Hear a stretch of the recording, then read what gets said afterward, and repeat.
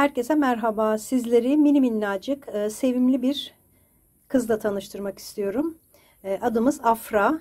Yeni tasarladığım bu bebeğin yapımını da size ayrıntılı bir şekilde yine anlatacağım. Boyumuz arkadaşlar, ölçelim hemen.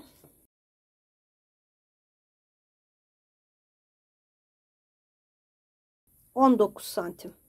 Bakın 19-20. Benimki 19 santim arkadaşlar. Tabii yapacağınız, kullanacağınız ipe elinizin sıkılığına ve gevşekliğine göre bu boyut biraz değişebilir.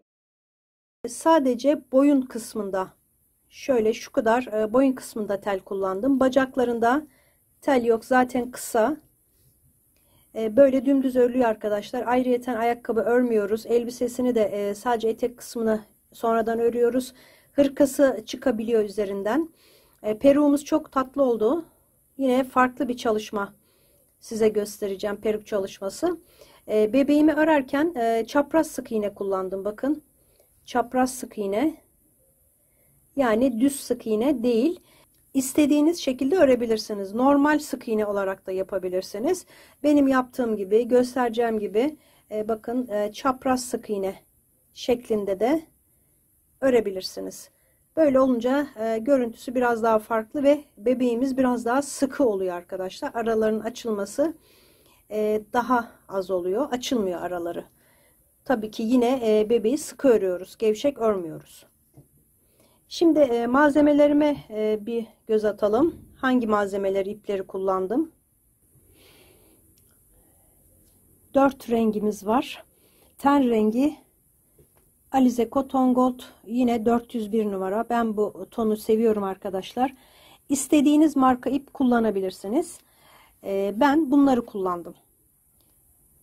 Bu krem rengi, açık krem rengi ipimin numarası 62.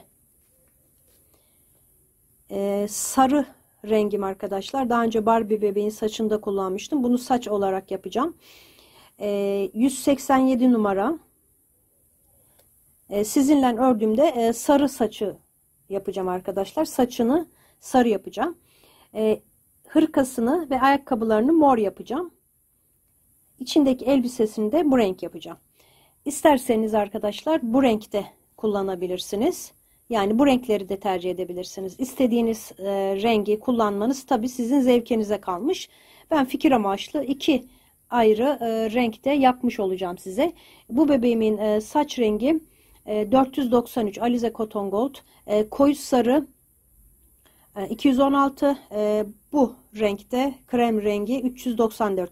Videonun altında arkadaşlar açıklama kısmında yine iplerin detaylarını vereceğim.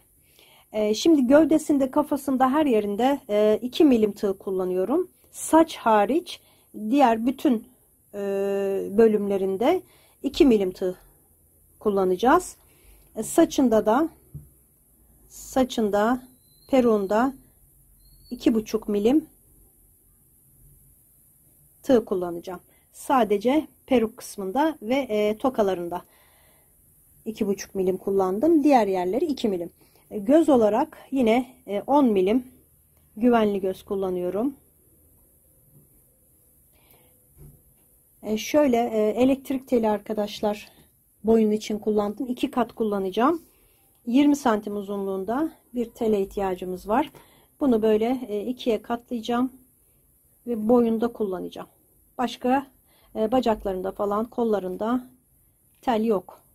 Şöyle şu şekilde yapıp gövde ve kafaya yerleştireceğim arkadaşlar, şu şekilde. Ayrıca onu sarmak için arkadaşlar böyle kağıt bant da olur. Herhangi bir bantla şu kısımları geçirirken takılmasın ve sağlam olsun diye şu kısmı sadece sarabilirsiniz. İsterseniz komple sarın, fark etmez. Ayrıca yüz şekillendirmede, yani renklendirmede Faber-Castell'in bu boyasını kullanıyorum. Onu da yaparken göstereceğim size. Önce kafasını tamamen öreceğiz. Saçlarını, kafasını bu şekilde tamamlayacağım. Kafasını örerek başlayacağım bu bebeğime.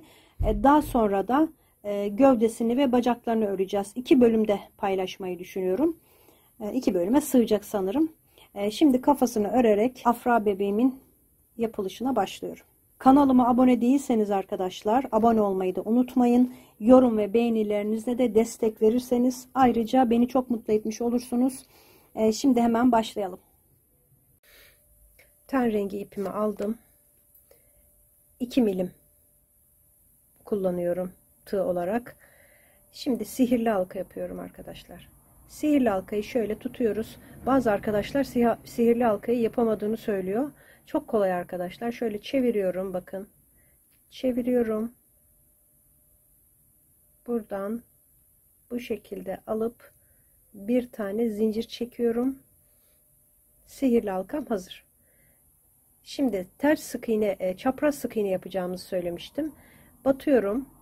Şu şekilde tığ üstte, ip altta olacak şekilde çekiyoruz. 1. Bakın bu şekilde. Toplarken normal. 2. 3. Tığ üstte, ip altta. 1, 2, 3, 4, 5, 6, 7, toplarken bu şekilde 8. Sihirli halkamı sıkıştırdım.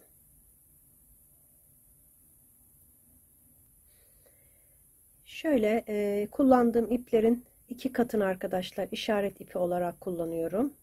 Buraya yerleştirdim. Şöyle. Burası sıramın başı olacak. Şimdi ikinci sıranın ilk sık iğnesine batıyorum. Buraya çift yapıyorum. Çapraz sık iğne yaparak devam ediyoruz. Çift. 8 tane bu sırada çift yapacağım. Altta 8 sık iğnem vardı. Her bir sık iğneye 2 tane yaparak 8 tane çift yapmış olacağım. Bakın her boşluğa 2 tane.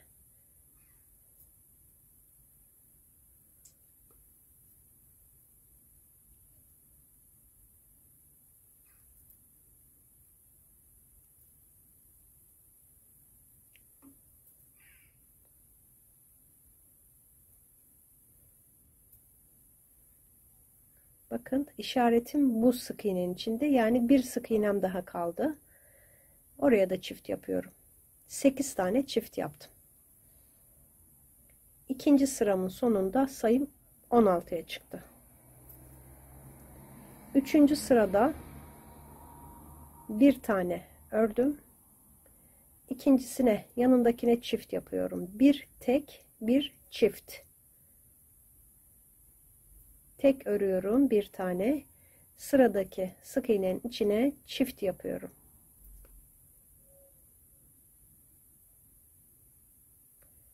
Bir tek, bir çift. 8 kere bir tek, bir çift yapacağım.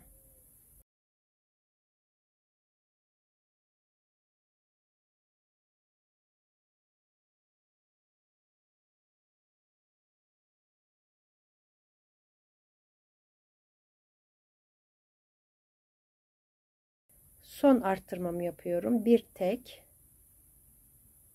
bir çift. Son boşluğun içine de çift yaptım. 8 kere artırma yaptık. Sayımız 24'e çıktı. Dördüncü sıradayım. 2 tane öreceğim. Tek tek. 2. Sıradaki sık iğnenin içine çift yapacağım. 2 tek, bir çift şeklinde 8 kere arttıracağım. İkinci arttırmamı yaptım.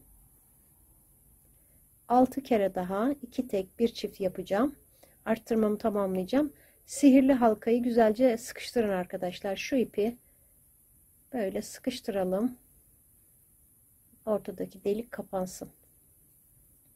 Dediğim gibi 6 kere 2 tek, bir çift yapacağım buraya kadar. Tamamladım. Sayım 32 sık iğneye çıktı. Şimdi 1 2 3 4 5. sıradayım. 3 tane tek tek öreceğim. 1 2 3. Sıradaki sık iğnenin içine 2 tane yapıyorum. 3 tek bir çift şeklinde toplam 8 kere arttırıp geliyorum. Toplam 8 kere arttırıyoruz arkadaşlar sıralarda. Her sırada 8 tane arttırma yapıyoruz. 8 tane arttırdım. Sayım 40 sık iğneye çıktı. Şimdi bu sırada da 8 tane arttırma yapacağım. 4 tane örüp bir tane arttıracağım. 3 4 tane tek tek ördüm. Sıradakine çift yapıyorum.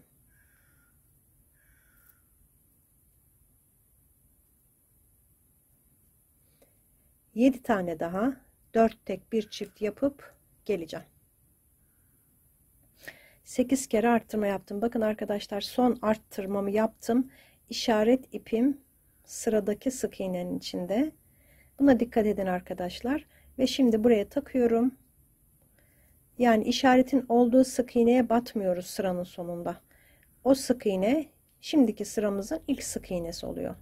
1 2. Şimdi burada 48 sık iğneye ulaştık. 48 sık iğneyi bir sıra dümdüz öreceğim. Hiçbir işlem yapmadan bir sıra 48 sık iğne yapıp geliyorum. Bir sıra dümdüz ördüm. İşaretimi sıra başına yerleştirdim. 8. sıradayım. 5 tane öreceğim. 2 3 4 5 tane tek tek sık iğnelerimi yaptım. Sıradaki sık iğneye çift yapıyorum. 5 tek bir çift. Yine toplam 8 kere yapacağım. Bir keresini yaptığım için 7 kere daha 5 tek bir çift yapıp geliyorum. Arttırmalarımı bitirdim. Şimdi sayımız 56 sık iğneye ulaştı. 56 sık iğneyi 8 sıra dümdüz öreceğim. Arttırma ve eksiltme yapmadan dümdüz 56 sık iğneyi 8 sıra örüp geliyorum. 8 sıra dümdüz ördüm arkadaşlar. Bakın, çapraz sık iğne. Şimdi 8 sıra 56 sık iğneyi yaptım. Bu sırada göz takacağımız yerleri belirleyeceğiz. 22 tane sık iğne öreceğim.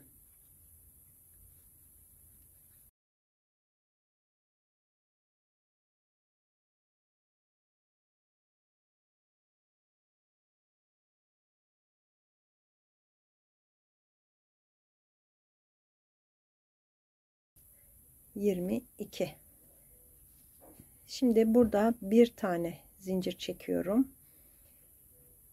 Bir tane boşluk atlıyorum. İkincisinden devam ediyorum. 1 2 3 4 5 6 7 8 9 tane sık iğne ördüm. Zincirden sonra bir delik atlayıp 9 tane ördüm. Tekrar bir tane zincir çekiyorum. Yine bir tane boşluk atlayıp yanındakinden başlayarak 23 tane sıra sonuna kadar sık iğne yapacağım.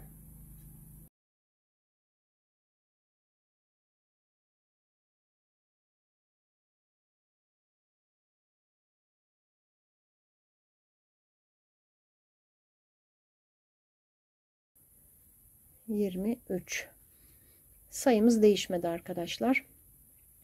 23 tane sık iğne ördüm. Sayım yine 56 zincirlerle birlikte. Şimdi bu sırada 22 tane sık iğneyi zincirin olduğu yere kadar örüyorum.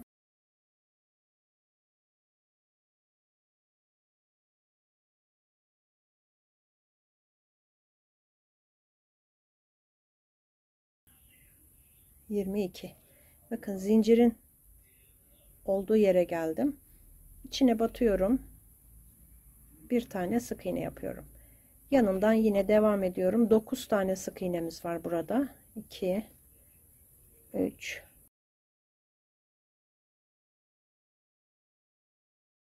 9 tane sık iğne yaptım.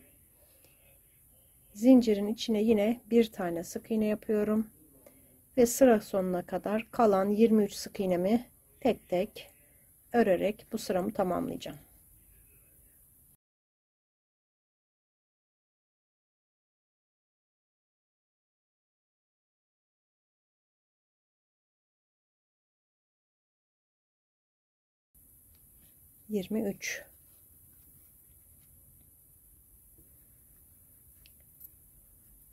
Şimdi bu sırada artırma yapacağım.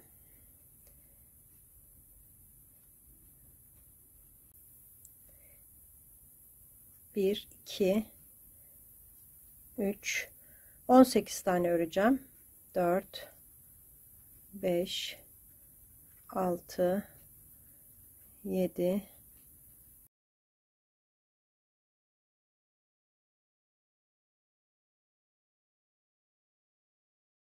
18.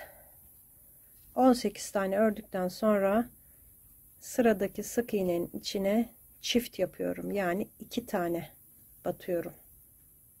2 sık iğne yaptım. Devam ediyorum. Bir tane tek örüyorum. Yanındakine çift yapıyorum. Bir tek, bir çift. Tekrar bir tek, bir çift. 2 oldu. Bir tek, bir çift. 3 tane bir tek, bir çift yaptım. Bir de başta 18 tek, bir çift yaptım.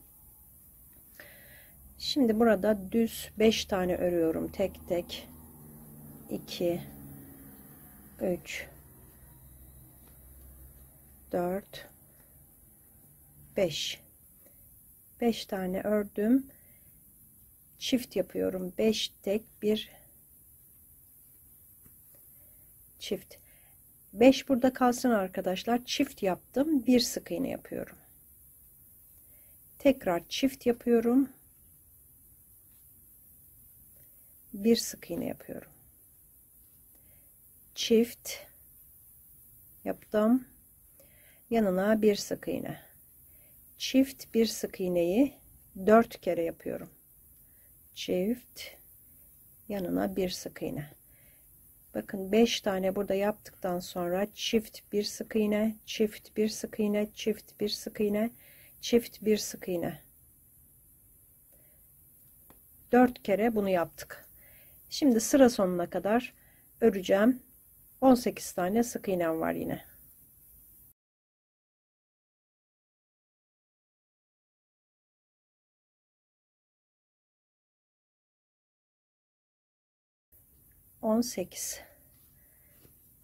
Sayım 64 sık iğneye çıktı arkadaşlar. Yanaklarda 4 bu tarafta, 4 bu tarafta arttırma yaptım. Sayım 64 sık iğneye çıktı. Şimdi arttırma eksiltme yapmadan 4 sıra öreceğim. 4 sıra 64 sık iğneyi dönerek dümdüz örüp geliyorum.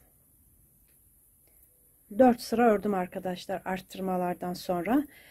Şimdi gözleri yerleştireceğim. Bakın burada bu sırada zincir çekerek göz yerlerini belirlemiştik. Hemen oralara 10 milimetre gözümü takıyorum. 10 milim.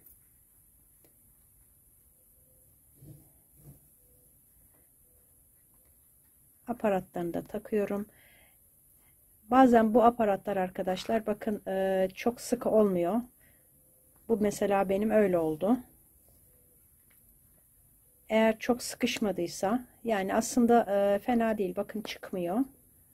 Ama biraz uğraşırsam çıkacak. Çünkü çok sert olmadı. Bakın çıkıyor. Çok sıkı olmadı. O zaman şöyle bir yöntem uyguluyoruz.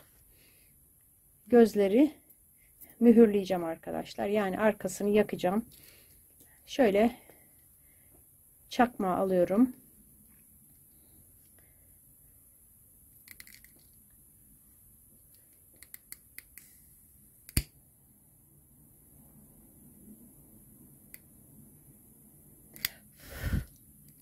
yakıp şu şekilde bastırıyorum.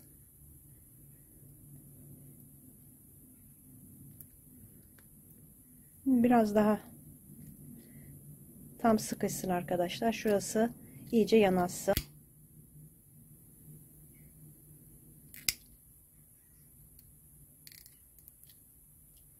Evet. Böylece daha sağlam bir şekilde olmuş oluyor. Diğerini de yapalım.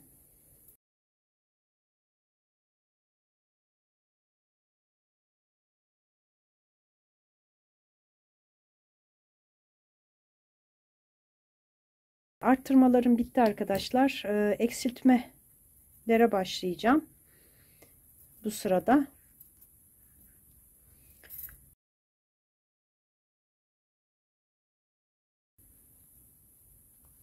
bir, iki, üç, tek tek örüyorum. 4, 5, 6 tane ördüm. Eksiltiyorum. Şöyle alıyorum. Bu şekilde tığ geçirip ipi topluyorum. 6 tane örüp bir tane eksilteceğim. 2, 3, 4, 5, 6 ör, bir eksilt şeklinde 8 kere eksiltme yapacağım. 2 tane yaptım ben. 6 ör, bir eksilt, 6 ör, bir eksilt. Şimdi 6 tane daha yapıp buraya kadar eksiltmemi tamamlayacağım. 6 ördüm. Son eksiltmemi yapıyorum.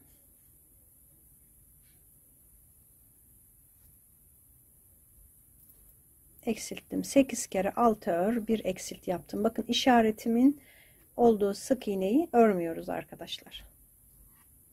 Şimdi işareti buraya aldım. Şimdi öreceğim o sık iğneyi. Bakın şurası. Buradan başlıyorum. 1, 2, 3, 4, 5 tane ördüm. Yine eksilteceğim. 5 ör, bir eksilt şeklinde. Yine 8 kere eksiltme yapacağım. 5 ör, bir eksilt şeklinde. Toplam 8. Buraya kadar. Tamamladım. 8 kere 5 ör, bir eksilt yaptım. Şimdi bu sırada 4 öreceğim, bir eksilteceğim. 1, 2, 3, 4 ördüm. Bir eksilttim. Yine 7 defa daha 4 ör, bir eksilt yapıyorum. Toplam 8 kere bu eksiltmeyi yapmış oluyoruz. Eksiltmelerimi tamamladım arkadaşlar. Sayım 40'a düştü. Bir önceki sırada arkadaşlar 48'e düşmüştü. Daha öncekinde 56. Şuraya yazıyorum zaten sayıları. Oradan takip edebilirsiniz. Şu anda sayım 40. Yine eksiltme yapacağım. 1, 2, 3 tane örüp bir tane eksiltiyorum. 3 ör, bir eksilt şeklinde yine 8 defa eksiltme yapacağım buraya kadar. Eksiltmelerimi tamamladım. Sayım 32 sık iğneye düştü. Şimdi bu aşamada elyaf dolduralım.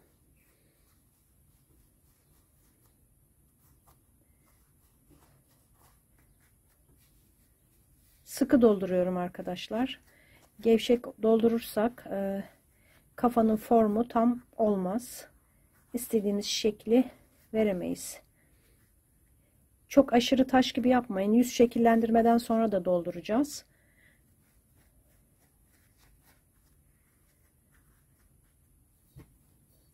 Boncuk elyaf kullanıyorum.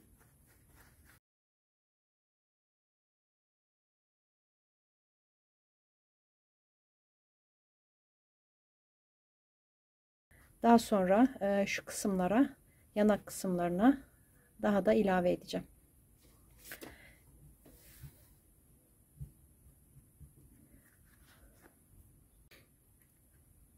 Şimdi sırama dönüyorum. İşaretimi buraya aldım.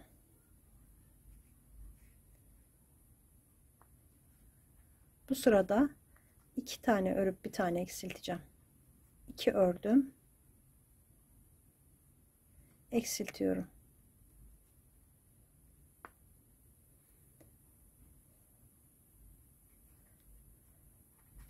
Eksiltmeleri sıkı yapın arkadaşlar. Şimdi gerildi burası.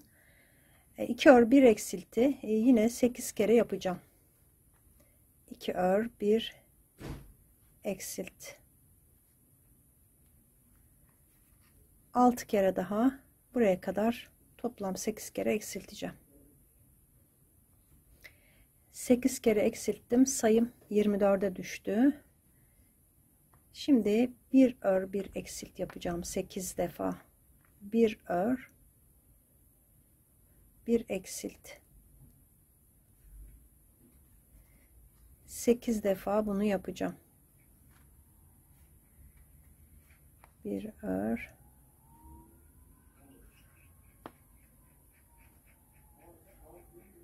bir eksilt. 6 defa daha yapıp tamamlayacağım. Tamamladım. İşaretimi çıkarıyorum. Sayım 16'ya düştü. İlmek kaydırma yapıyorum yandaki halkaya. Bir zincir çekip 50 santim kadar uzun ip bırakıyorum boyunu dikmek için. Şimdi biraz daha elyaf yerleştireceğim.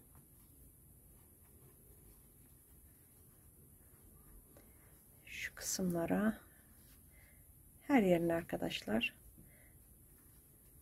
Ortayı böyle direkt doldurmayın. Burada çünkü tel yerleştireceğiz. Şöyle yanlara doğru. Tabi orta da dolacak. Ama çok sıkı doldurmayın ortayı. Yer açacak şekilde biraz gevşek olsun. Tel geçirmek için. Bakın böyle. Şimdi yüz şekillendirmesini yapalım. Şöyle uzun ince bir iğne kullanıyorum. 2 kat ip geçirdim. Tahmini 2 katı 60 santim.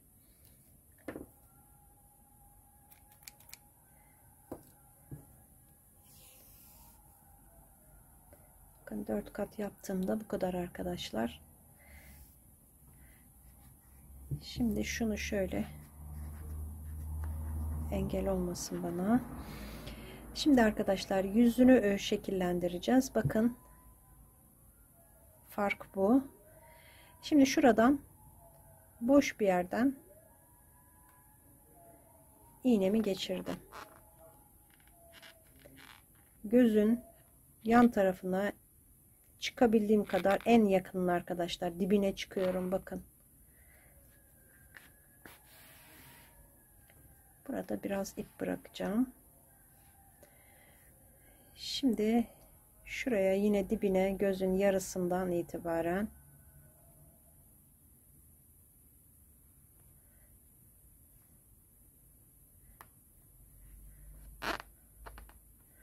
yine arka tarafa boş bir yere ipimi çıktım.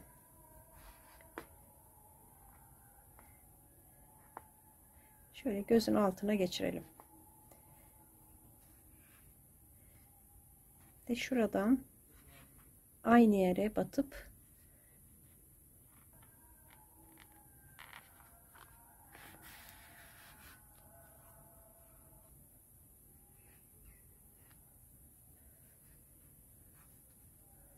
bunu biraz çektim arkadaşlar, böyle içeri gitti bakın.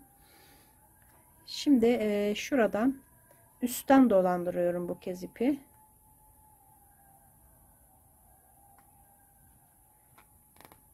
Bu kez ilk çıktığım noktaya taktırmadan, ilmeklere ipe taktırmadan çıkaralım ki iğnemizi tekrar onu içeriye alabilelim. Bakın böyle yine gözün arka tarafına geçirdim. Şimdi bu iki ipi biraz asılacağız. İstediğimiz kadar gerdireceğiz. Şimdilik böyle kesip bırakıyorum. Bakın diğer gözü yapacağız. Şuradan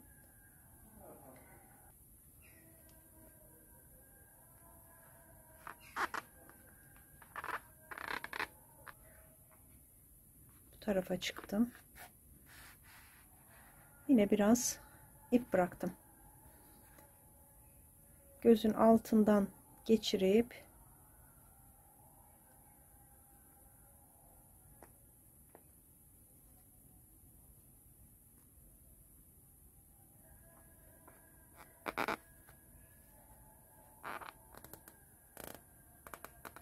yine boş bir noktadan taktırmadan iğnemi çıkardım. Gözün altına geçti. Şimdi aynı yere batıyorum. Yan tarafına gözün. Bunu çekiyoruz arkadaşlar. İçeri çekiyoruz bakın. Üstten dolayacağım. İlk iğnemi geçirdiğim yere ilmeğe taktırmadan buraya çıkardım. Gözün üst tarafından geçiriyoruz.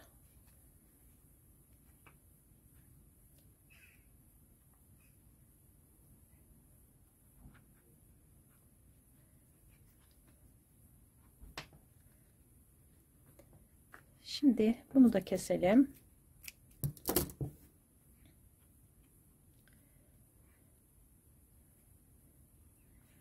İki ipi çekeceğiz.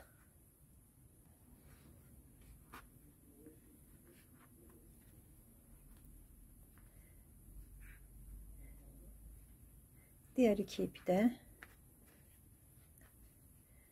gözleri çukurlaştıralım. İkisinin eşit olmasına dikkat edin. Bakın böyle çok çukur görünüyor. Fakat daha sonra açılacak arkadaşlar bu. Yani sıkıştırmaktan korkmayın. İçine ipi içeri gönderince gevşeyecek biraz.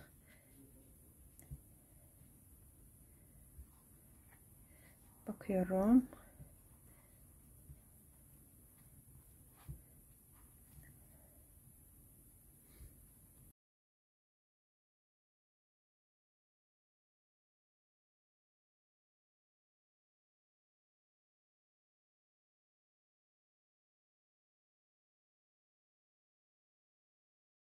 Buraları biraz boşaldı tabii ki.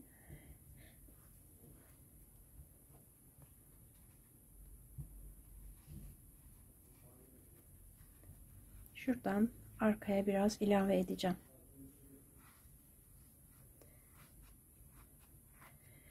Şu kısmı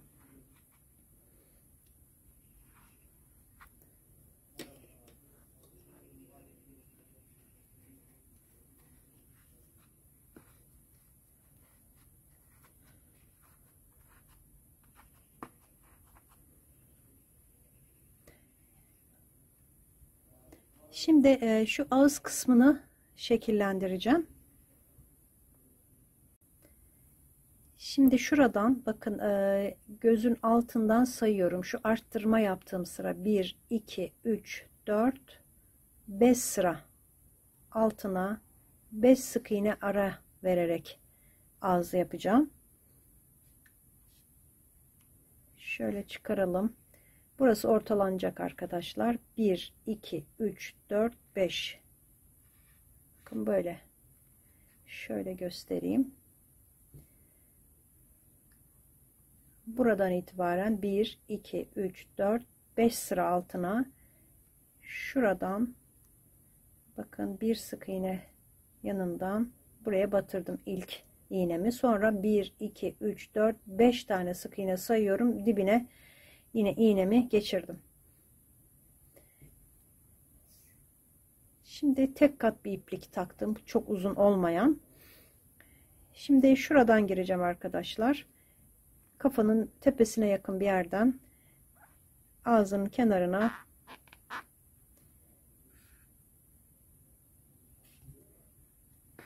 çıktım. Burada biraz ip bıraktım. Şimdi diğer işaretlediğim noktaya batırıyorum. Aynı yere çıkmıyorum bu kez arkadaşlar. Bir sık iğne, bir sık iğne yan tarafa. Yani ipin içeri gitmesini istemiyorum. O yüzden farklı bir yere çıkıyorum ama çok aralıklı çıkmayın tabii ki. Şöyle.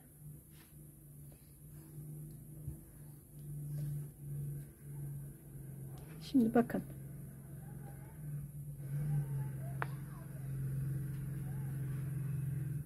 Şu şekilde.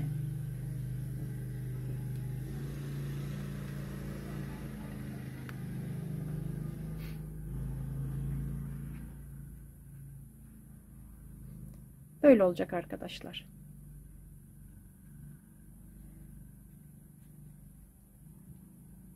Buradan düğümlüyorum. İstediğiniz çukurluğu verebilirsiniz. Ben bu kadar, yani çektirmenin yeterli olduğunu düşünüyorum.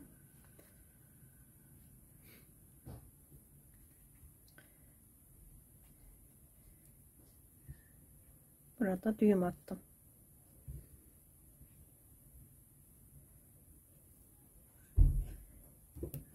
Bunu içeri çekmiyorum arkadaşlar. Çünkü içeri gitmez. Bir sık iğne arayla yaptık. Şimdi bu çukurluğu peruğu yaparken buraya elyaf dolduracağım ve bu çukurluğu kaybedeceğim arkadaşlar. Doldurmuş olacağım. Ağzımız bu şekilde.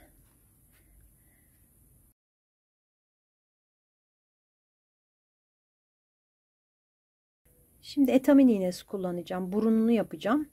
50-60 santim kadar ip taktım. Yine ten rengi.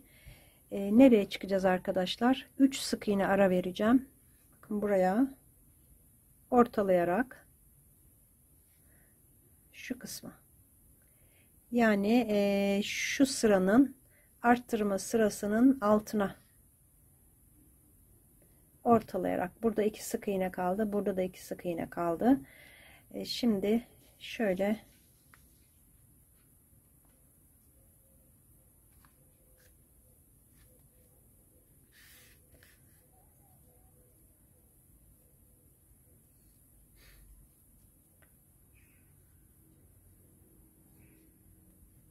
üç dört tur gideceğim arkadaşlar böyle. Bir oldu.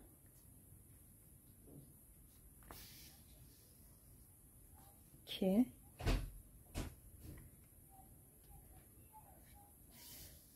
3 bir tane daha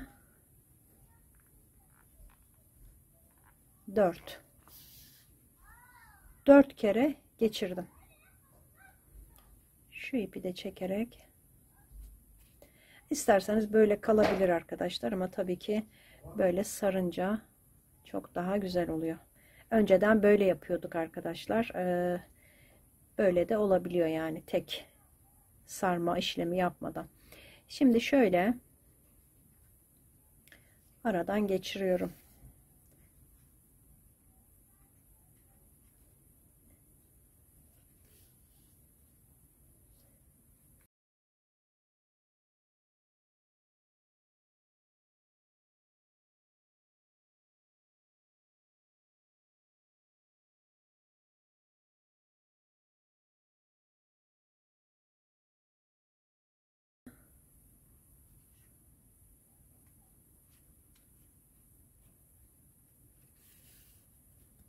Sekiz.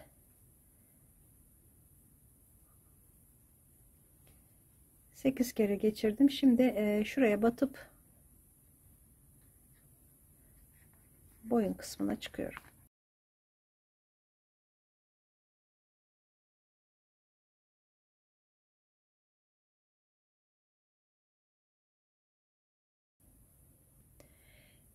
Şimdi şu yanak kısımlarını arkadaşlar dolduralım biraz daha. Bayağı aldı. Diğer tarafı da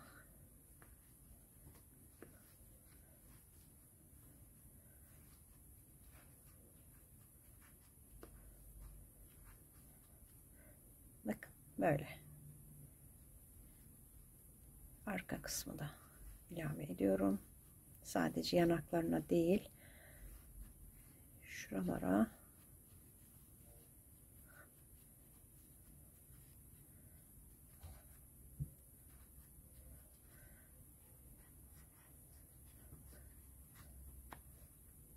Şimdi gözlerini işleyeceğiz. Göz, kaş ve ağzına ufak bir renkli ip yapacağım arkadaşlar. Şimdi onları göstereceğim. Şimdi iplerimi hazırladım. Beyaz, koyu kahve ve pembe. Dudak için bu pembeyi seçtim. Beyaz ipimi alıyorum. Yani 50 santim kadar arkadaşlar. Yeterli. Şimdi boyundan giriyorum. Şu noktaya çıkacağım, bakın. Gözün kenarına şuraya çıkacağım.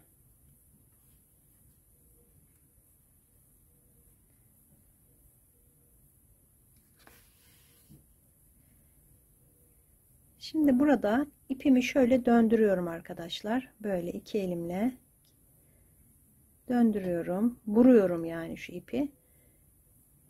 Ve şurada elimle bastırıyorum.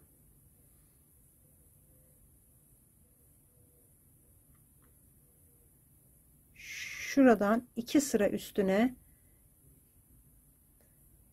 iyice dibine batmaya çalışıyorum gözün.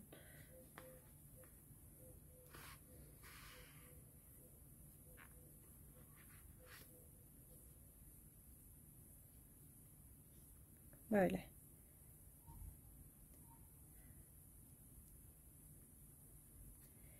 Şimdi buradan diğer göze geçeceğim. Şuraya çıkacağım arkadaşlar.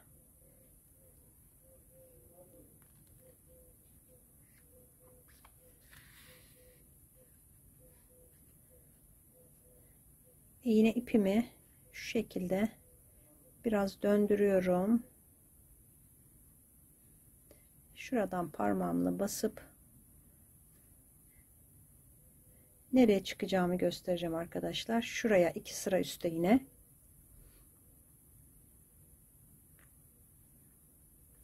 Gözün dibine parmağımı burada tutuyorum. Boyun kısmına tekrar çıkış yaptım.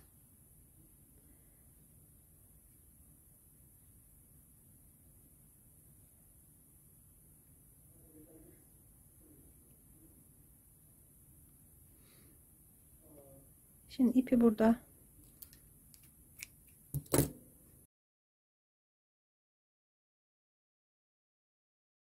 siyah ipi alıyorum. Siyah değil arkadaşlar, koyu kahve, bakın. Bu açık kahve biraz, bu koyu kahve. Siyahla da olur.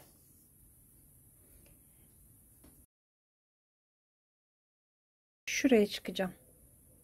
Şuraya.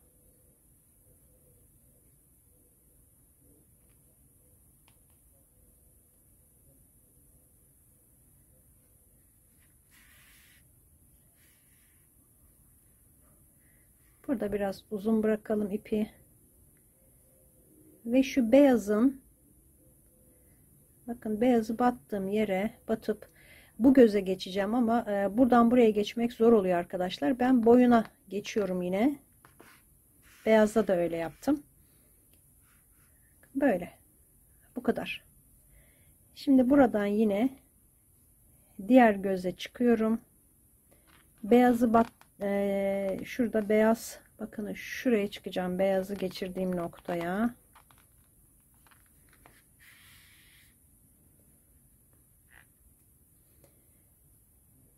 Ve şuraya. Aynı hizaya. Şöyle.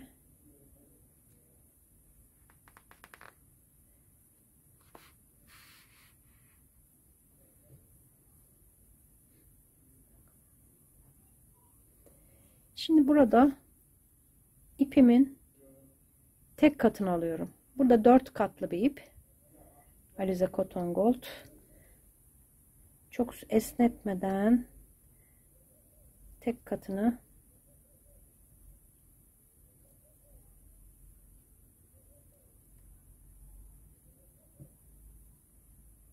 aldım.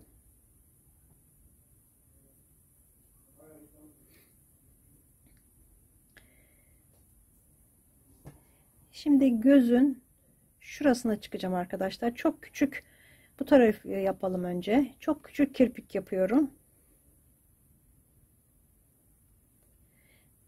Yani şöyle.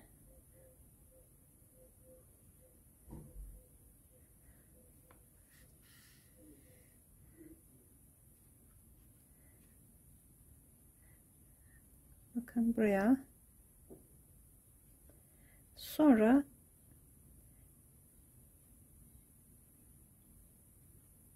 buraya batıp kaşa çıkacağım arkadaşlar. Kaş noktalarını işaretledim. Bakın 3 sıra üstüne şuraya. Bu da 3 sıra üstüne. Biraz bunu bu tarafa arkadaşlar, ya da şöyle de olabilir. Bakın 3 sık iğne. 3 sık iğne. Böyle. 3 sık iğne ara vererek yapacağım. Buradan kaşa çıktım. Yani göz arkadaşlar, şurada, burada çok küçücük bir kirpik yapıyorum. Yeterli.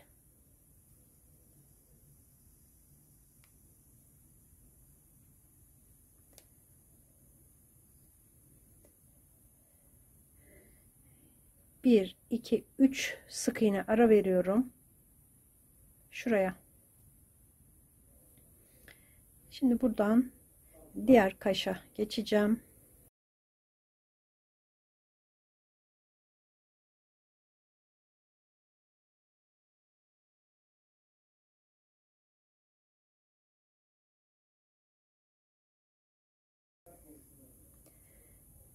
Bunu da böyle. Bakın 1,5 sık iğne kadar yan tarafa geçiyorum.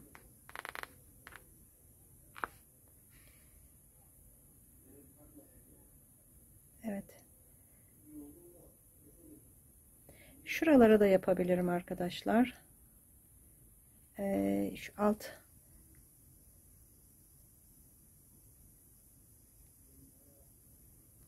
diğerini de yapmamıştım ama bunu da şöyle şuraya yapmak istiyorum, böyle şu kısma tekrar batıp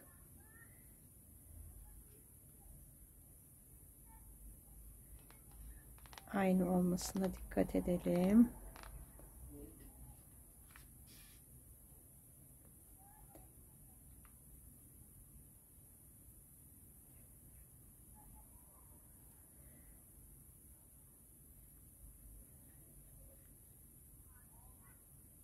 Eğer bu beyazlar içeri kaçıyorsa arkadaşlar, bakın benim sanki biraz içeri bu kaçacak gibi, buraya yapıştırabilirsiniz.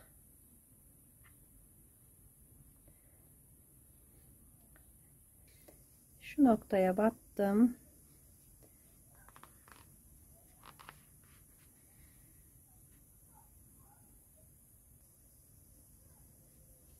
Öyle arkadaşlar.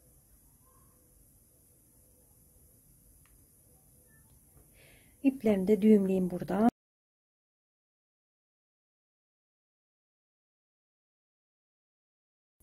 Şimdi dudak için böyle açık pembe şu ipten arkadaşlar, isterseniz farklı bir renk kullanabilirsiniz. Dudağın kenarına buradan girdim. Tek kat.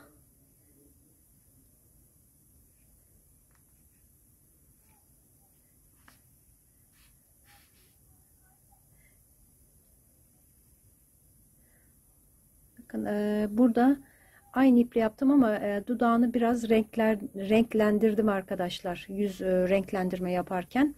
Buraya dudağı yapınca açık göründü. Ben de biraz boyadım. Biraz daha koyu bir iple de yapabilirsiniz. Benimki böyle oldu.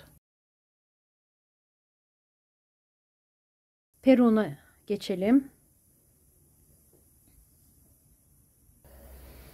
Şimdi sarı ipimi aldım arkadaşlar. Kahverengiyi de yapabilirsiniz, sarı da yapabilirsiniz. Şimdi ben sarı ile yapacağım. Sihirli halka yapıyorum. Tığım da 2,5 milim arkadaşlar.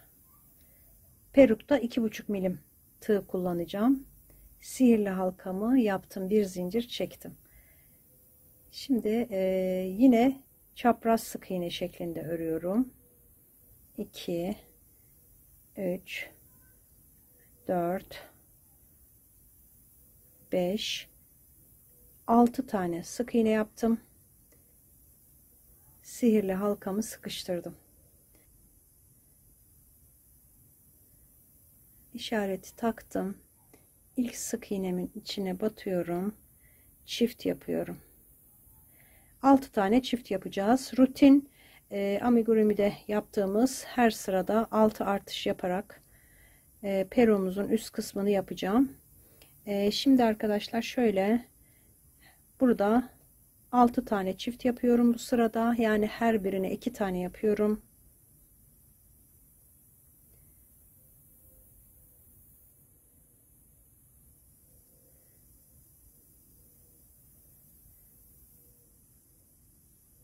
Sayım 12'ye çıktı. 6 tane çift yaptım. Şimdi bu sırada da bir tek işaretimi yine buraya koydum. Bir tek yapıyorum. Yanındakine çift yapıyorum. 2 tane. Bir tek, bir çift. Bir tek, bir çift. Yine 6 kere bir tek yapıyorum. Bir çift yapıyorum. Bakın çift. Yani 2 tane. Bir tek yapıyorum. Yanındakine 2 tane yapıyorum. Bunu da 6 kere yapıyoruz. Her sırada 6 kere arttırma yapmış olacağız. Son arttırmamı da buraya yaptım. Sayım 18'e çıktı. 3. sırada 4. sıradayım. 1 2 tane ördüm. Üçüncüsüne çift yapıyorum. Bu şekilde 6 kere arttırma yapacağım. 2 tek örüp 2 tane tek tek örüp üçüncüsüne çift yaparak 6 kere arttırmamı yapıyorum. Bu sırayı da hemen size gösteriyorum arkadaşlar. 2 tane ördüm. Üçüncüsüne çift yaptım. 1 2 tane yan yana ördüm. Üçüncüsüne çift yaptım. 1 2 tane ördüm. Üçüncü sık iğneye çift sık iğne yaptım. Tekrar 1 2 tane tek tek ördüm.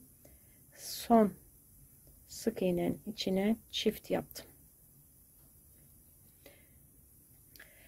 Sayımız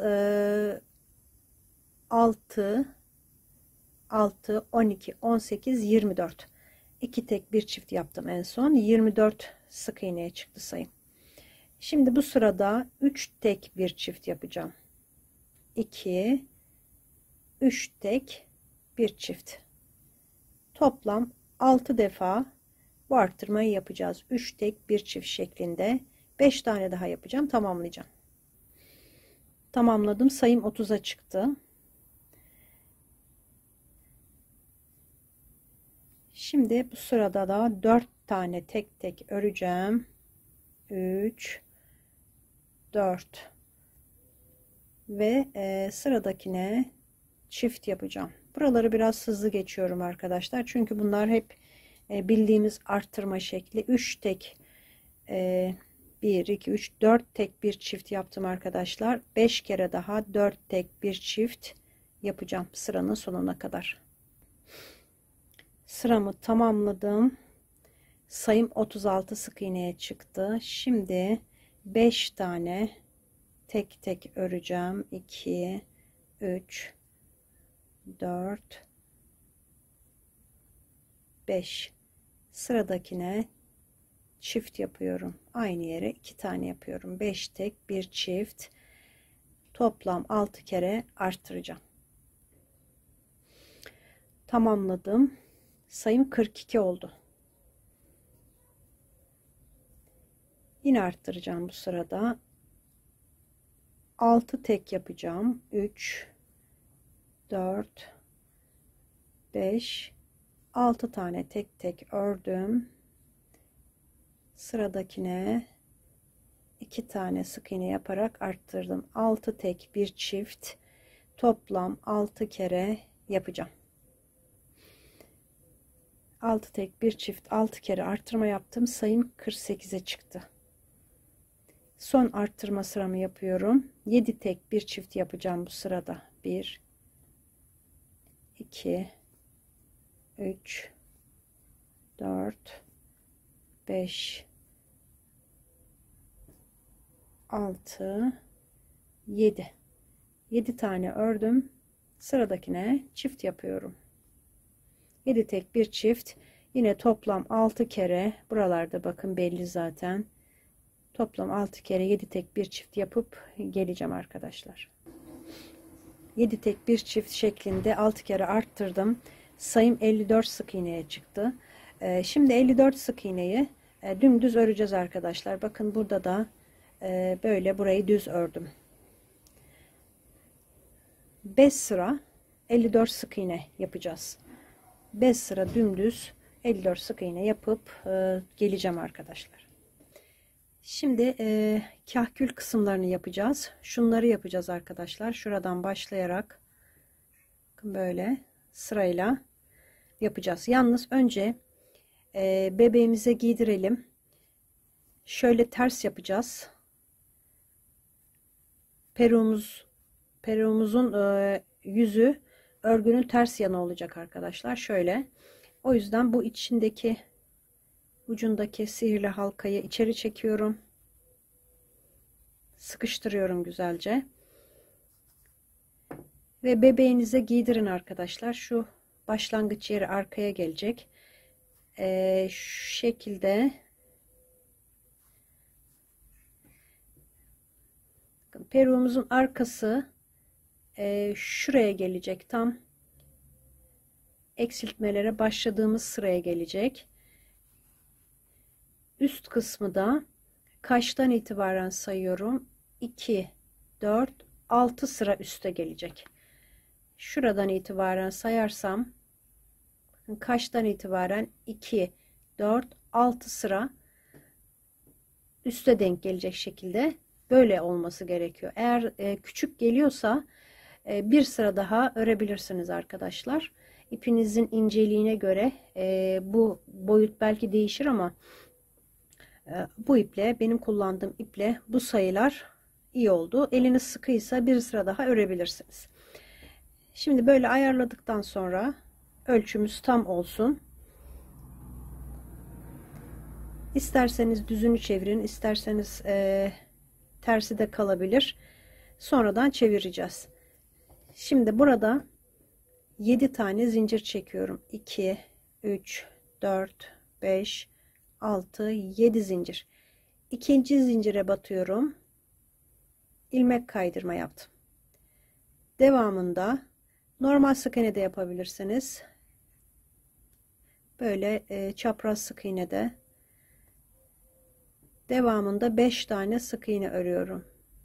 3 4 5.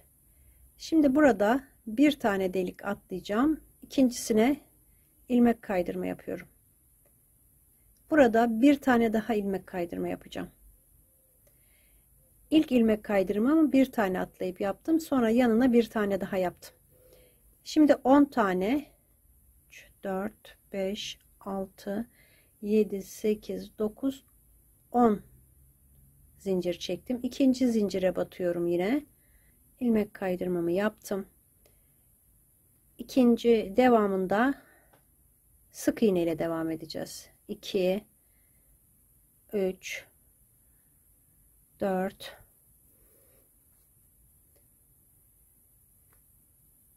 5 zincirin tek kanadına batıyorum. 6 7 8 tane sık iğne yaptım. İlk başta ilmek kaydırma, 8 sık iğne. Şimdi yine bir tane atlıyorum. İkincisine ilmek kaydırma yaptım. Bir tane daha ilmek kaydırma yapıyorum. Aynı burada birleştirdiğim gibi. Şimdi 20 tane zincir çekeceğim. 3, 4, 5, 6, 8, 9, 10, 17, 18, 19, 20.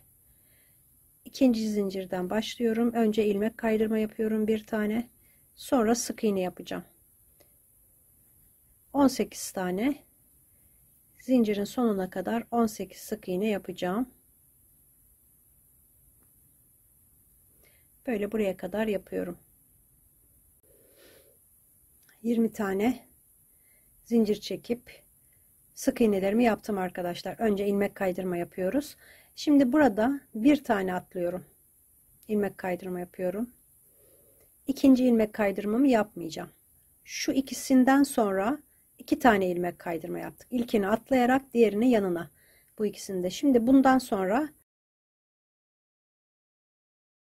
atladım, bir tane yaptım. 2 tane değil ilmek kaydırma. Şimdi 2, 3, 4, 5, 6, 7, 8, 9, 10 tane zincir çektim. İlmek kaydırma yapıyorum.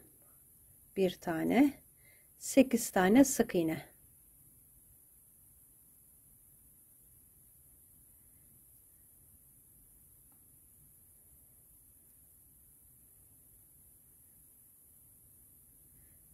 Altı, 7, 8.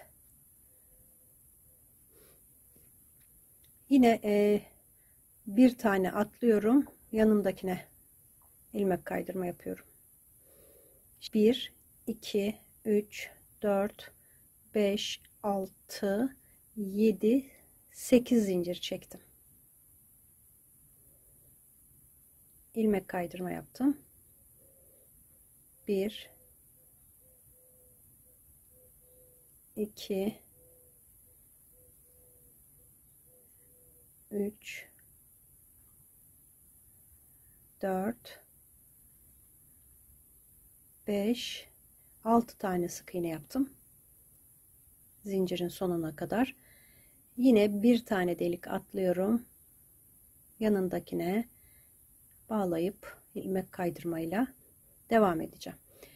Şimdi şurayı bir daha söylüyorum. 7 zincir, 10 zincir, 20 zincir, 10 zincir, 8 zincir.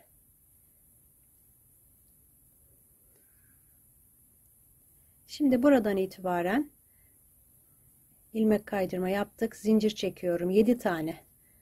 4, 5, 6, 7. Zincir sayılarımız farklı. Bu önde 4 tanesini 7 zincir çekerek yapacağız. Bir ilmek kaydırma, 5 tane sık iğne. 2, 3,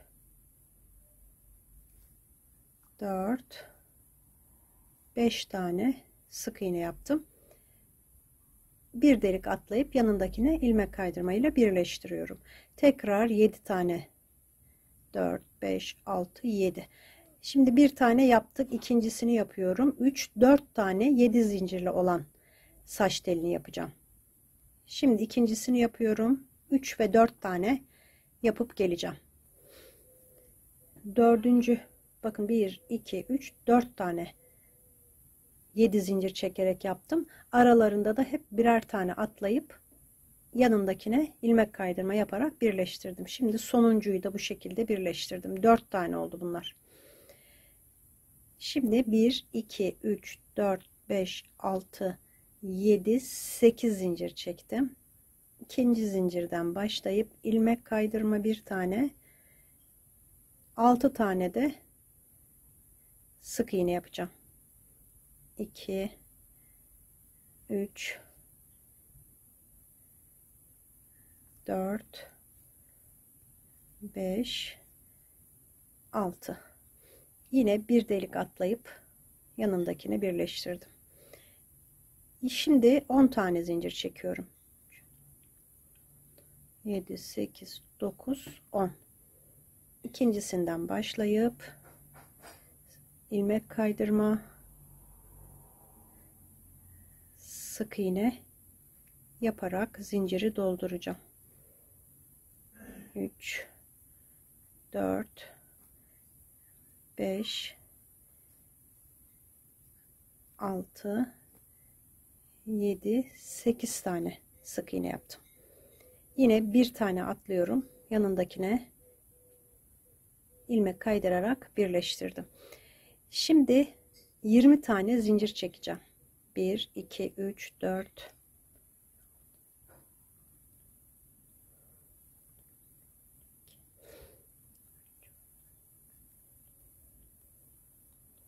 20. İkincisinden başlıyorum. İlmek kaydırma ve sık iğne ile 18 tane sık iğne yapacağım. Zincirin sonuna kadar. Buraya kadar 18 sık iğne. Sık iğnelerimi yaptım. Şimdi burada bir tane atlıyorum. Yanındakine ilmek kaydırma yapıyorum. Devamında bir tane daha yapacağım yan yana. Diğer tarafta yaptığımız gibi. Önce atlayarak ilmek kaydırma yaptım. Sonra yanına bir tane daha. Şimdi 10 tane zincir çekiyorum. 5, 6, 7, 8, 9, 10. İkinci zincire battım. İlmek kaydırma ve 8 tane sık iğne yaparak zinciri dolduruyorum.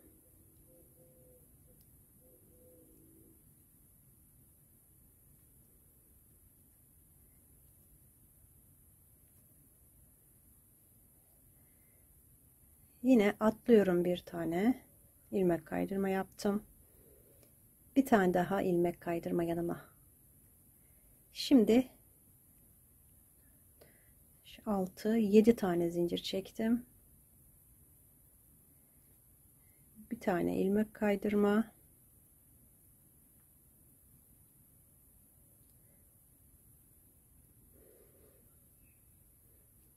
Ve 5 tane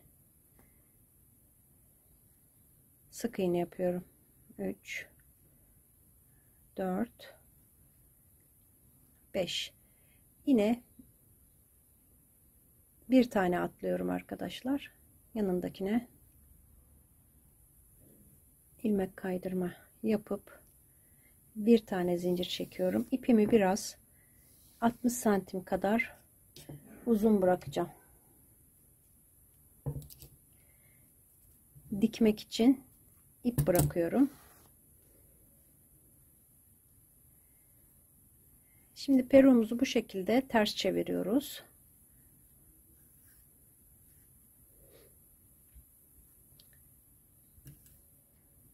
Bebeğimin kafasına yerleştireceğim. Şuraya az bir miktar şöyle elyaf yerleştirdim. Şu tepesinin çukurluğunu kaybetmek için.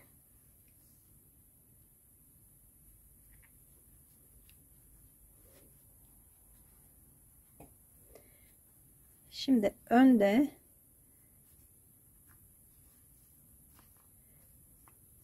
bakın arkadaşlar, şu kısım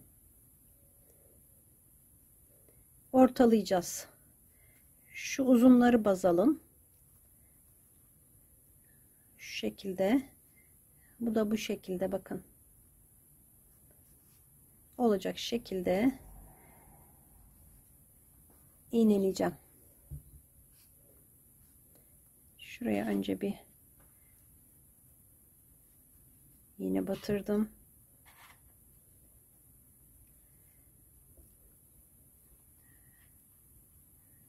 Elyafı şu ortaya doğru topluyorum.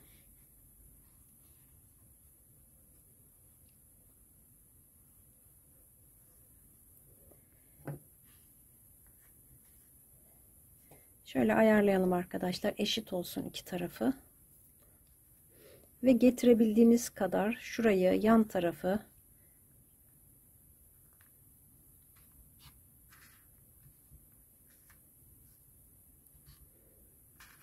Böyle yanaştırdım.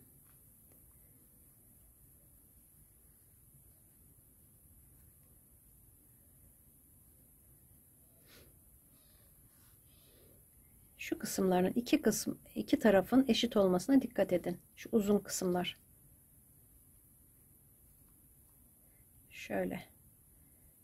Sanki şöyle biraz daha gitmeli.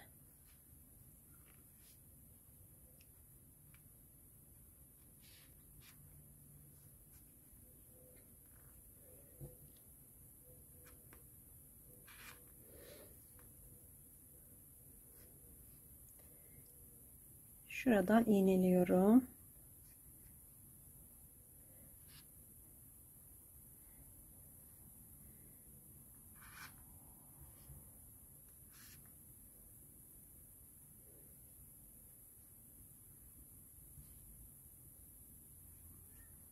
Bu 10 zincir çekerek yaptığım, bu 8 zincir çekerek yaptığım saç teli.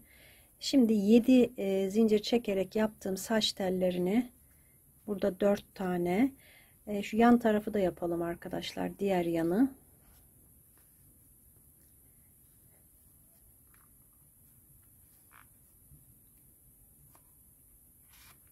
Bunu yerleştirmek tabii önemli. Simetrik bir şekilde iki tarafı eşit yapın. Şurayı da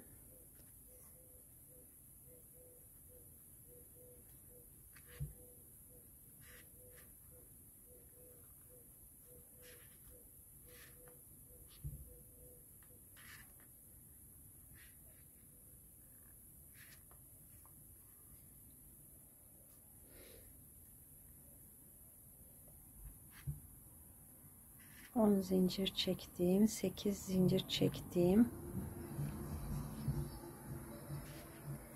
bunlar 7 zincir arkadaşlar. Şu şekilde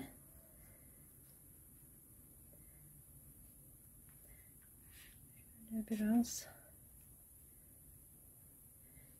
hafif ara verebiliriz bu 7 zincirlerde.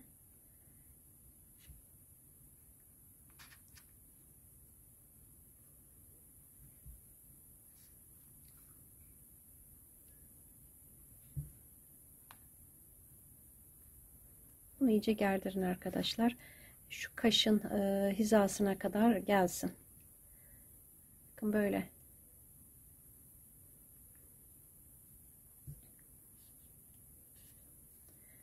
Şöyle asılıyorum.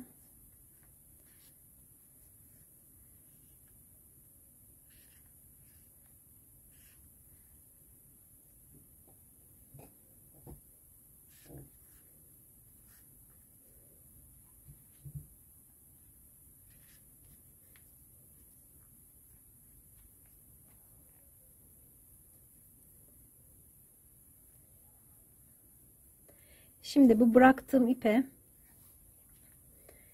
iğne takacağım. Bakın böyle kafaya geçirerek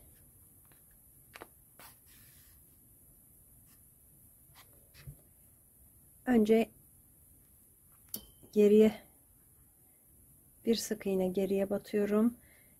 2 sık iğne ön tarafa.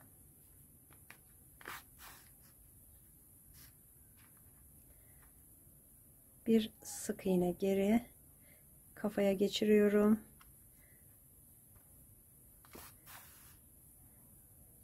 Bakın şuradan son sıranın sık iğnelerin üzerine batıyorum.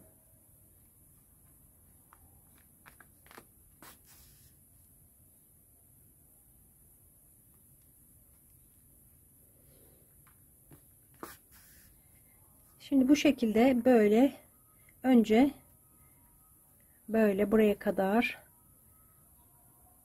peruğun ana gövdesini dikeceğiz.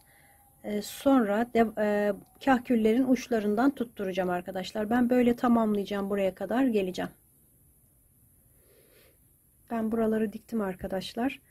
İpim bitti, az kaldı. Ben de yeni ip taktım. Şimdi şuradan devam edeceğim.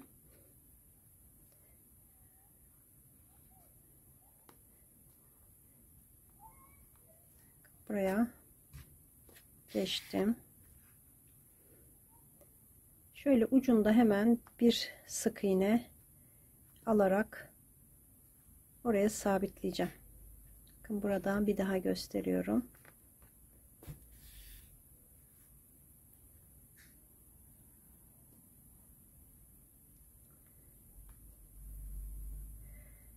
Sonra buraya geçiyorum. Bunun ucuna değil tabi, bu kısma, iğnelediğim yerlere sabitliyorum. Böyle sırayla arkadaşlar hepsini uçlarından tutturacağım.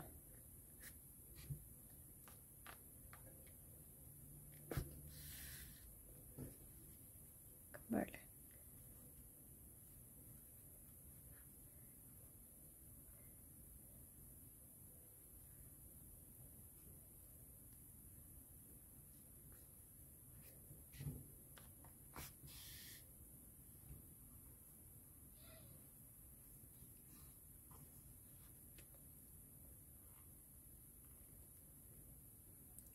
Böyle sırayla hepsini yapıp geleceğim arkadaşlar.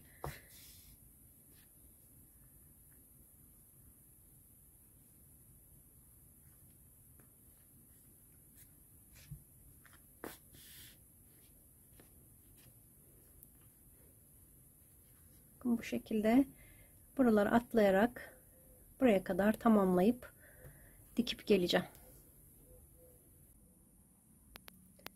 Peruğu diktim arkadaşlar. Bakın gösterdiğim şekilde. Şimdi şu topuz kısımlarını yapacağım.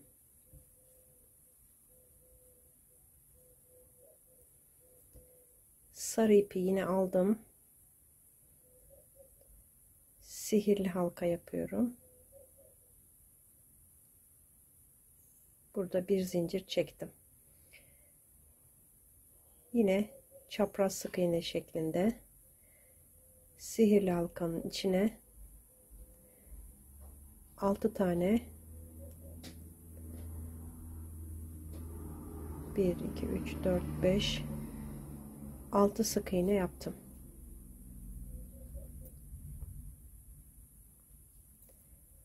İşareti taktım. İlk sık iğnenin içine ikinci sırada çift yapıyorum. Her birine çift yapacağım. 6 tane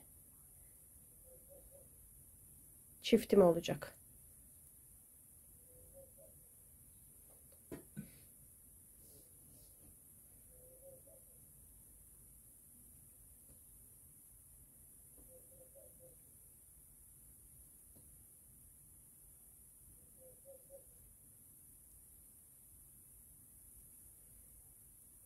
Sayım 12'ye çıktı.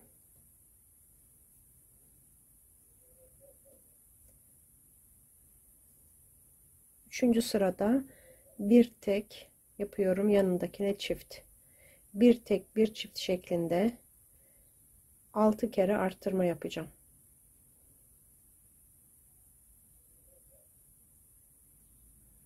Bir tek bir çift.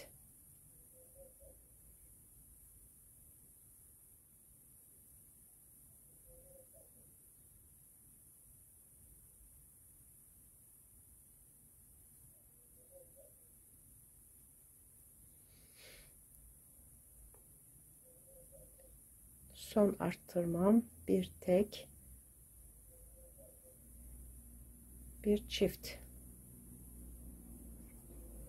Sayım 18'e çıktı.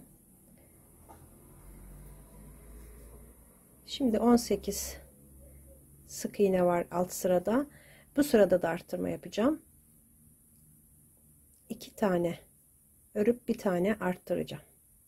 Yani çift yapacağım. 2 tek bir çift. 1 2 tek bir çift.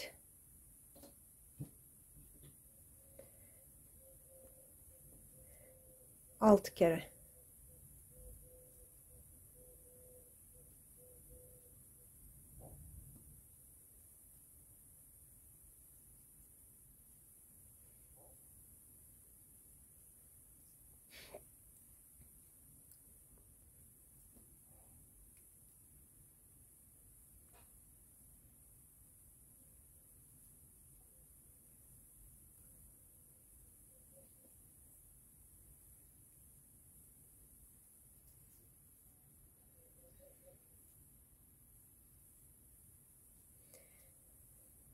sayım 24 sık iğneye ulaştı.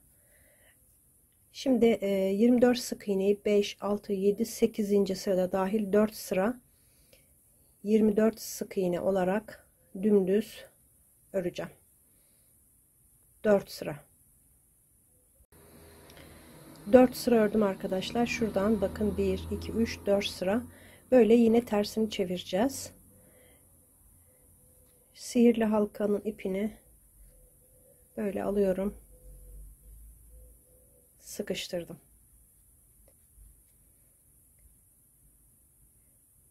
Şimdi arkadaşlar bu sırada eksiltme yapacağım. 1, 2 tane sık iğne öreceğim. Eksilteceğim. Şöyle eksiltelim.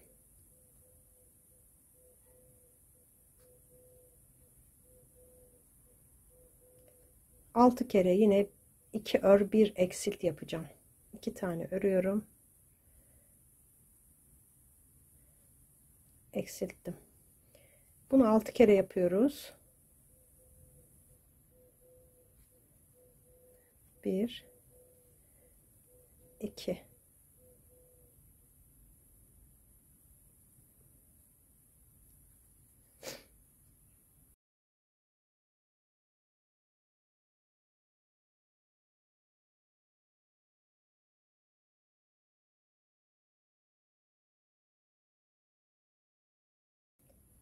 Bakın işaretimin olduğu yere kadar geldim. Buraya taktım. Bu sırada da eksilteceğim. Bir ör bir eksilt. Eğer böyle zorlanıyorsanız arkadaşlar içten örmeden en son çevirebilirsiniz. Fakat daha zor oluyor çevirmek. Ya da şöyle yapabilirsiniz eksiltmeleri. Bakın böyle tutup bir tane ördüm. Bir tane atlayıp yanındakine sık iğne yaparak da eksiltebilirsiniz. Bir tane örüyorum. Atlıyorum. Sıradakine sık iğne yapıp eksiltiyorum.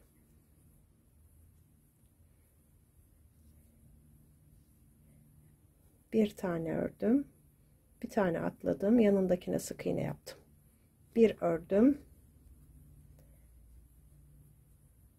Bir atladım. Sık iğnemi yaptım.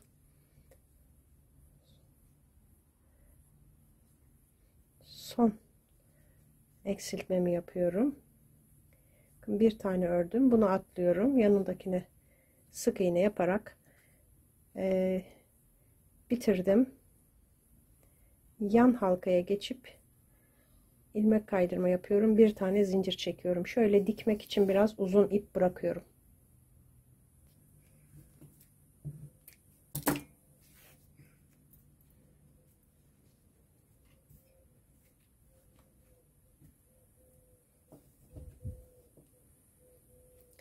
İçine elyaf yerleştireceğim.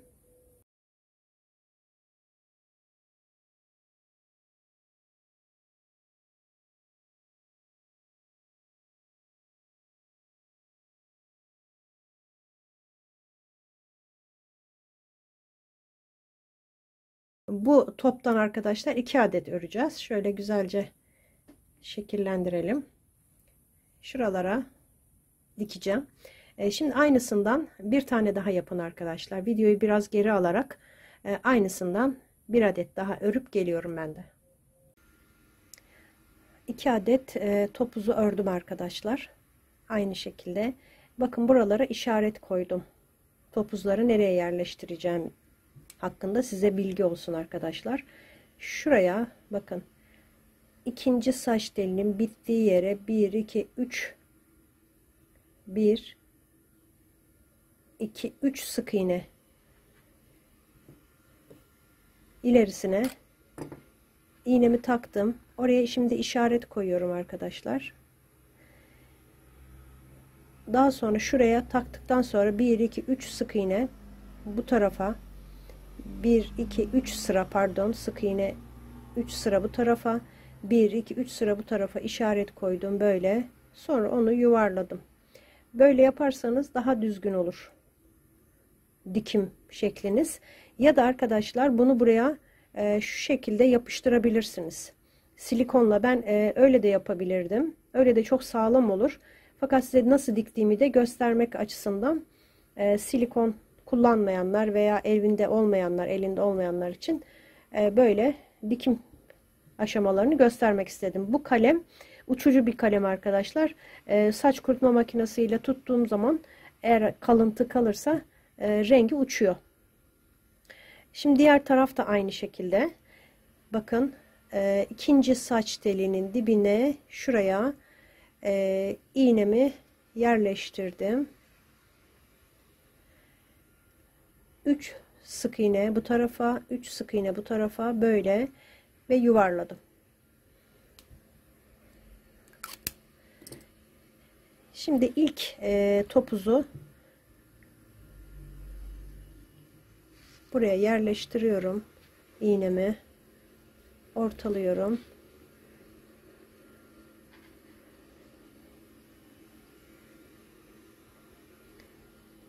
Bakın diğeri de böyle olacak arkadaşlar. Topuzun yerlerini istediğiniz şekilde ayarlayabilirsiniz. İsterseniz böyle biraz daha tepeye yapabilirsiniz. İsterseniz daha aşağıya. Ama ben burayı uygun gördüm. Bu şekilde yerleştireceğim. Şimdi bunu dediğim gibi buraya iğneledim.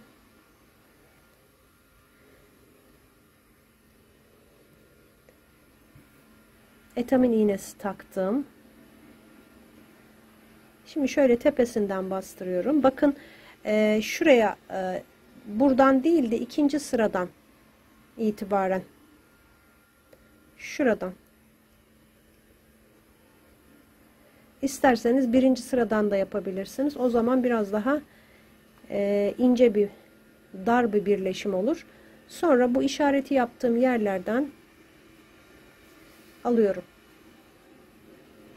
Bakın ikinci sıranın sık iğnelerine batıyorum. Bu birinci sıra, bu ikinci sıra.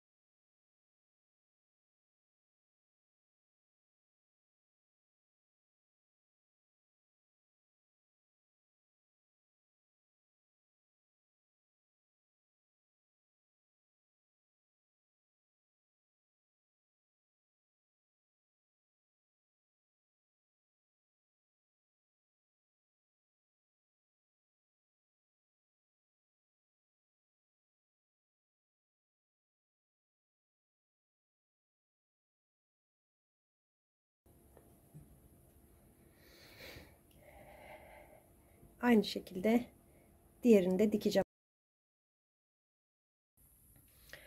Diğerini de diktim arkadaşlar. Bakın fiyongumuzu yaptım. Şimdi onu nasıl yaptığımı size kısaca hemen göstereceğim. İstediğiniz renk bir iple yapabilirsiniz. Ben pembeyi kullanacağım. 2,5 milim tığımı kullanıyorum. Şöyle sihirli halka yapıyorum. Burada 1, 2, 3, 4 tane zincir çektim. Üzerine 2 defa doladım. Üçlü trabzan yapıyorum. 2 kere de yani ikişer ikişer 3 kere de çekiyorum. Bakın bir daha aldım.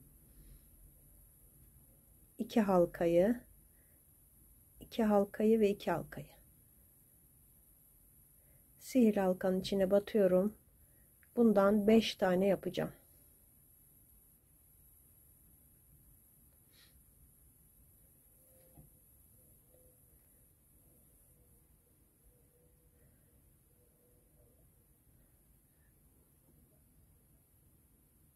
Üç kere de topluyorum. aldım.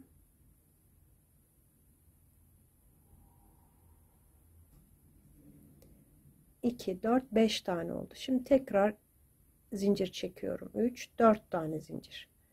Sihirli halkanın içine batıyorum. İlmek kaydırma yaptım. Tekrar zincir çekiyorum 4 tane. Böyle sıkıştıralım. Biraz sıkıştırabiliriz sihirli halkayı. Şimdi üzerine yine 2 defa dolayıp aynı işlemi tekrar uygulayacağım. 5 tane üçlü trabzan yapıyorum.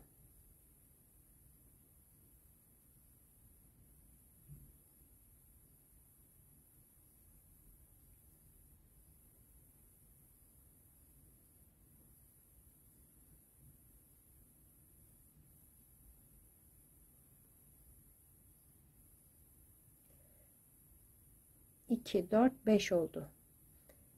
1, 2, 3, 4 zincir sihirli halkanın içine ilmek kaydırma yapıp bir zincir çekiyorum. İpimi şöyle çok uzun kesmiyorum. Sihirli halka ipini çekip sıkıştıralım güzelce. Bakın. Şimdi bu ipi, bitirdiğim ipi arkaya doluyorum. Sihirli halkanın ipiyle düğümleyip sıkıştırdım.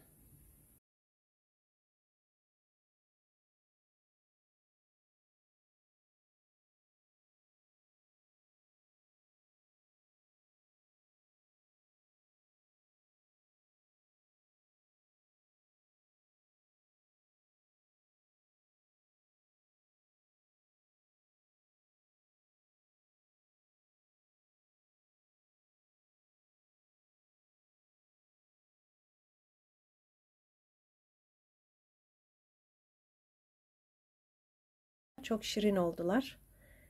Yüzüne renklendirme yapacağım biraz. Onu göstereceğim hemen size. Şöyle 2 tane fırçam var. Bir de arkadaşlar Faber-Castell 24 Soft Pastel. Soft pastel bunlar. Bunları kullanıyorum. Fırçalarımı internetten aldım. Şimdi arkadaşlar şu rengi kullanacağım. İsterseniz böyle bıçakla yontabilirsiniz ama çok küçük boyamalarda yontmaya gerek yok. Bakın fırçamı güzelce şöyle arkasında deniyorum önce. Bakıyorum. Yoğun değil. Biraz daha alabilirim.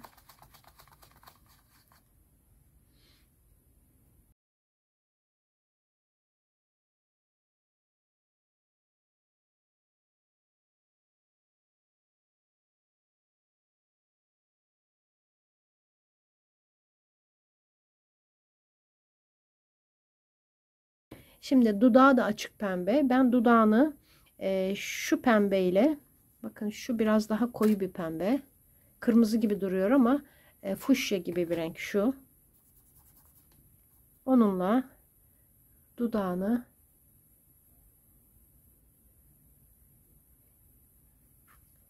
daha belirgin bir hale getirdim.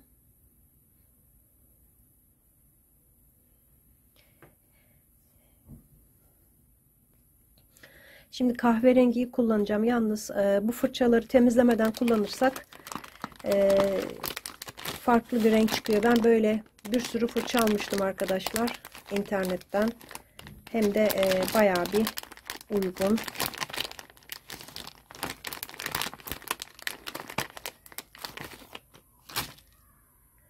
Şimdi şöyle ucu olan bir fırçayı alıyorum. Kahverengi.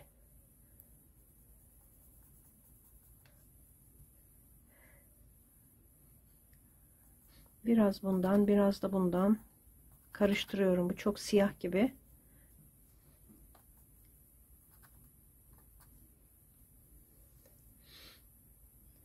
Şöyle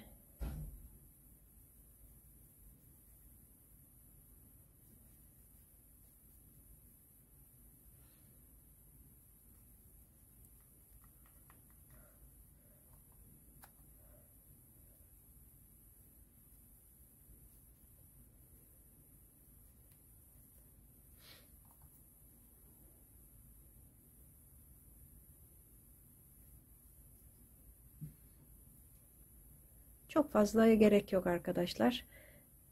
Yeterli.